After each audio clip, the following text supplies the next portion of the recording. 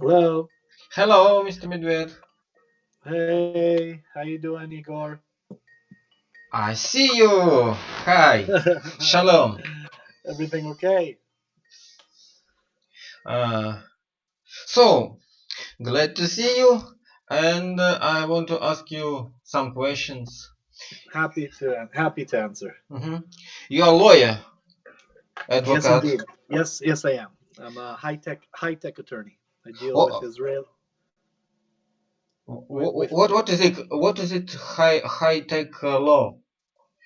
I deal with Israeli startups. Okay. hmm I represent a wide array of companies that are active in Israel and around the world. They develop technology.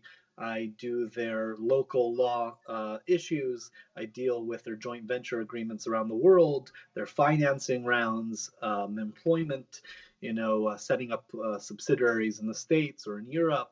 And then finally, some of these companies get bought and there's an exit transaction or an M&A transaction, and we help them throughout that transaction on the legal side of things. That's about 50% of my business. Another 50% of my business is to represent investors. I represent global investors and local investors, both individuals that are called angel investors and funds, small micro funds, 10, 20, $50 million, but also bigger funds that have, $150 million, like Flint Capital is my client. Global Founders Capital, that's $1 billion fund. They invest in Israeli companies, and I represent them. Digital Horizon, which is another Russian fund I represent. So I represent a lot of, American, Canadian, Russian, and also some Ukrainian investors that invest in Israel, and we draft the share purchase agreements for them, the convertible loan agreements, the safe, simple agreements for future equity, all the legal instruments that allow them to bring money into Israeli companies and purchase equity and shares Have you and experienced? interest. Have you experienced to work with fintech companies? With fintech, hmm yeah, I have experience working with fintech companies, both Israeli fintech companies and companies that uh, are more global hmm and want to invest in Israeli or have companies and have partnerships with local Israeli companies. At the end of the day, because you're a lawyer, you deal a little bit less with the technology of the company. Okay, meaning yes, you have to be knowledgeable enough to understand the field, the IP issues, the different licensing agreements, and so on and so forth. But at the end of the day, we primarily work with Word, and we're dealing with the same agreements that connect between the parties. hmm what do you say about cryptocurrencies? They using cryptocurrencies, I think. Cryptocurrencies, there was a big hype about a year Uh-huh. ago. The same way about 5 years ago, I was representing a lot of foreign exchange companies. Okay, like social forex companies like eToro and whatever. So I had a couple of those clients. There was unregulated forex, and there was regulated forex. Then Uh-huh. there was binary options. Then binary options became illegal in Israel, so there was no longer Mm-hmm. binary options. Mm-hmm. And then people moved on to cryptocurrency companies and to ICOs. That was bigger about a year ago. I think in Israel we've seen a lot of companies move away from that, Mm-hmm. Mm-hmm. shift away from that. No one talks about it anymore. I Mm-hmm. don't see a lot of players, but I do see a lot of blockchain technology. Mm-hmm. There's blockchain technology for other things, not with currencies. Uh-huh. Uh, okay. We glad to see you in Kiev. And what about your uh, what can you speak in Kiev So, with what I'm looking forward to doing in Kiev in the uh-huh. conference, either as my keynote speech or, as a workshop, is to Oh, basically shit. explain to local companies how to do business in Israel, okay, and how a local Israeli lawyer that's part of a bigger international firm, we're part of one of the largest firms in Israel with 350 lawyers, okay, we represent a lot of international clients, and we could help them do business in Israel. So if anyone is looking to do business in Israel, having a local Ukrainian, okay, or Russian lawyer isn't enough. You need a local Israeli lawyer to help you do business in Israel. And same for investors. If you're an investor and you want to do a deal, you want to buy shares in a company, put $1 million, $500,000, and buy some shares in an Israeli company, then you need local representation, because if you don't have local representation, then you don't have protection.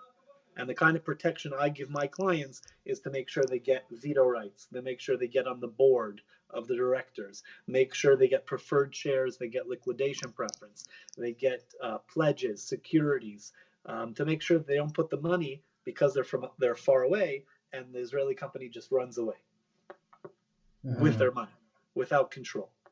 So I allow local representation, which brings control to the investors.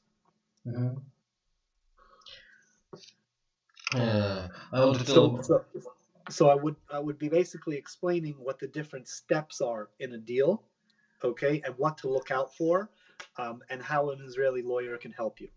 From the due diligence level, through the transaction document level, through the negotiation level, and up to closing and post-closing.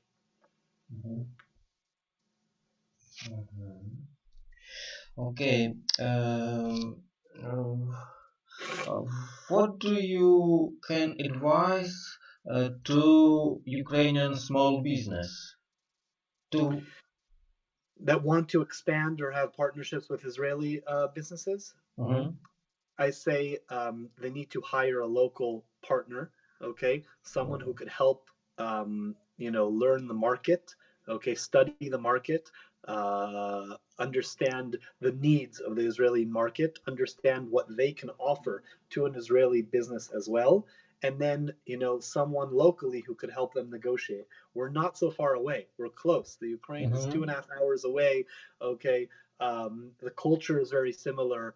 There's a lot of sort of Eastern European or Russian speaking and Ukrainian speaking individuals that live here in Israel. Okay, it's easy to do business, and if they just go out of their comfort zone and step into Israel and make sure they have a local someone who can help them see things and gauge opportunities, then I think it's a great idea to make business to do business that way. If you try doing business sort of from afar, email, without having any kind of feet on the ground, it won't work. You need to either come here yourself, have meetings. Israelis need to come to Kiev, have meetings. You need to hire someone local. We need to hire someone local in Kiev. There's a lot of work for finders and for agents here, I think. People in Israel is startup nation. What do you think? How do you think Ukrainian is nation of what? I think the Ukrainian is a nation of smart people that have a lot of potential. They have a lot of strong, sort of traditional industries, whether it's metal or farming or natural resources, gas and all of that. And I think that if you implement Israeli technology or learn from Israeli companies how to do things lean and mean and fast and think out of the box, then there could be a lot of good collaboration. You have space, you have infrastructure, and we could bring the technology and you could do things together. Okay, see you in October. See you in October. I'm looking forward to the conference, and I hope you'll be there. Listen to my speech. I won't make it too long. Just give a couple pointers, and anyone that wants to have a meeting afterwards is welcome to.